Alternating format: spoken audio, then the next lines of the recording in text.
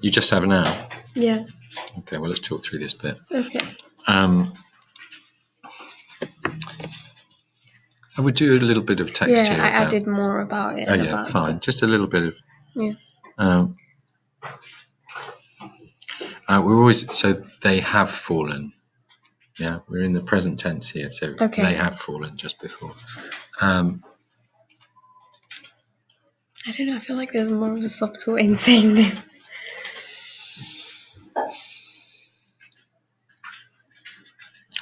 Are you including the rape scene or just doing the bit afterwards? No, afterwards. Yeah, the kind of suicide bit. Yeah. The kind of the build up and then after it as well. I would say something along the lines of which is followed by a scene in which he rapes her. Is she his girlfriend? She's his wife. Okay. Coming to talk to his wife, Frances. Okay. Yeah, so I'd put that in there.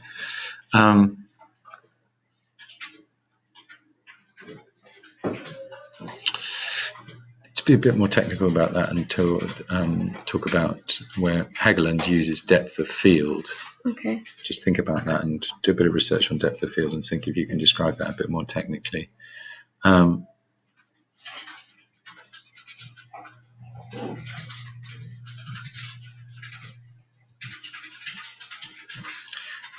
would say cinematography in this scene. Okay. Francis's face needs an apostrophe there. Actually, you can put in this as well. I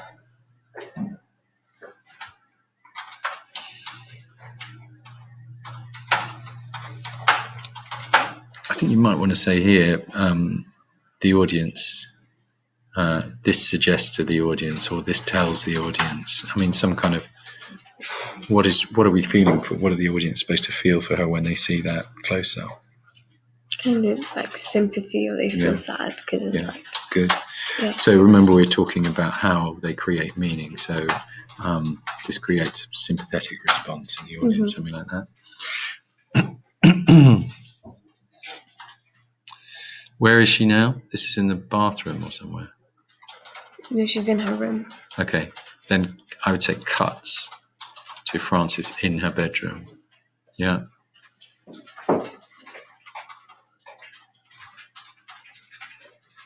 It's a slow zoom, I think, yeah.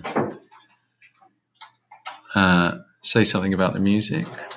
Talk about the effect of the zoom. Zooms generally build intensity. Okay. Yeah.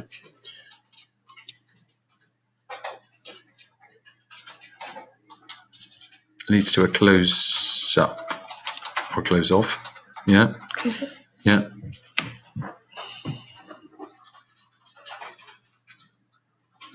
Yeah, that's good, that bit.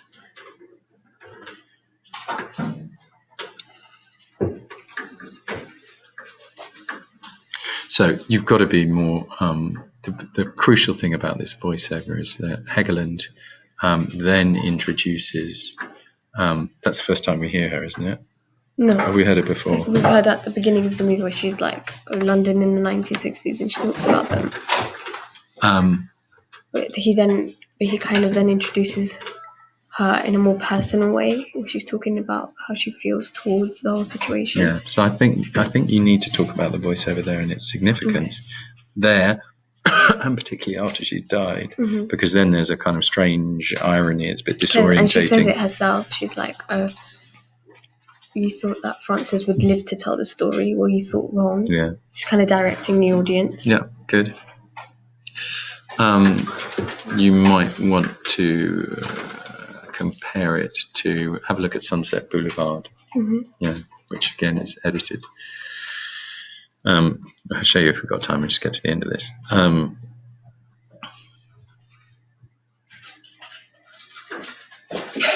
Conveys rather than portrays. Okay. That isn't the only spatial impact.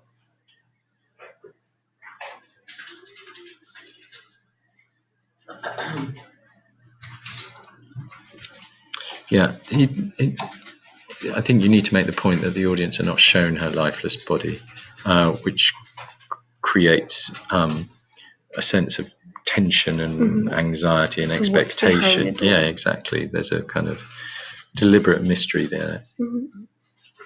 What do you mean they're only shown his eye line? Like, you know when you told me that he's in the frame and you kind of see where he's looking, but you can't see what he's looking at. Yeah. Like, you know where his... So you could say his eye line suggests that there is something, sort of points the audience's attention to something that they can't see, something like that. Yeah.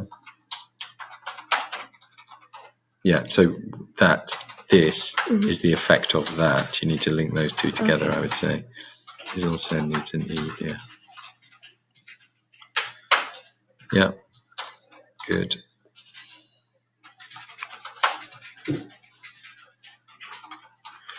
Is there a L cut here? Can we hear this while we see Reggie walking up the stairs? Have a listen to the sound and see if the sound is actually... Yeah, we can still hear him kind of screaming at her, saying, "What have you done?" while he's walking up the stairs. Good. So there's a kind of, in a way, that kind of sound edit links what has happened with Reggie. Yeah. Okay. So there's a kind of bit of technique going on there. When you say imitates the movements of the character, what do you mean by that?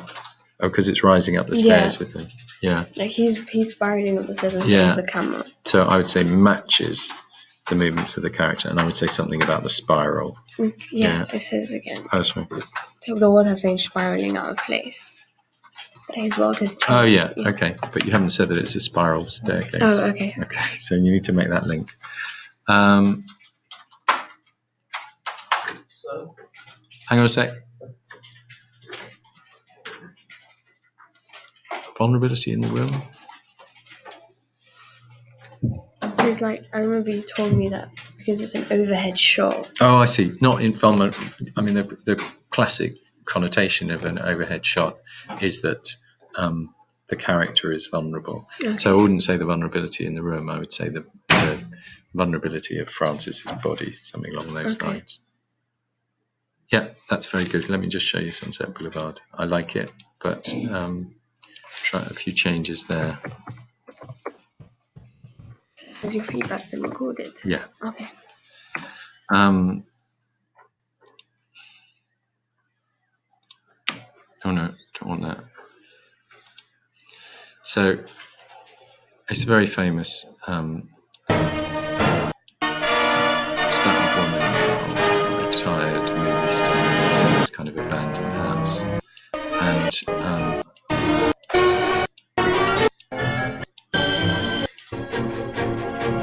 it begins. Yes, this is Sunset.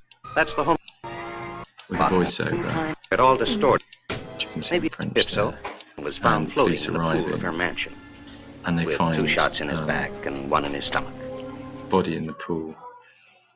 This is the guy who's narrating the film. Oh. Okay, so it's this weird thing where you think, okay, here's a normal film, they're telling us what's going on, and only later on do you realise actually this is the guy.